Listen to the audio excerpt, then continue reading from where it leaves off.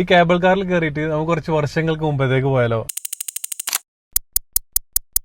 അബുദാബിക്കാർ മസ്റ്റായിട്ട് വിസിറ്റ് ചെയ്യുന്ന ഒരു ഹിഡൻ പ്ലേസിലാണ് ഞാനുള്ളത്. അബുദാബിയുടെ കംപ്ലീറ്റ് ഹിസ്റ്ററി എന്താണെന്നുള്ളത് നമുക്ക് ഇവിടുന്ന് പഠിക്കാൻ പറ്റും കേട്ടോ. പഴയ അബുദാബി മുതൽ ഇപ്പോഴത്തെ കറന്റ് അബുദാബി സിറ്റി എങ്ങനെയാണോ അതുവരെ നമുക്ക് കംപ്ലീറ്റ് ഡീറ്റെയിൽഡ് ആയിട്ട് ഇവിടെ പ്രസന്റ് ചെയ്തിട്ടുണ്ട്. ഈ കാർ സ്റ്റാർട്ട് ചെയ്യുമ്പോൾ പഴയ ഒരു അബുദാബിയിലെ ഓൾഡ് സൂക്കിലൂടെ എങ്ങനെയാണ് പോകുന്നത് അങ്ങനത്തെ ഒരു വൈബാണ്.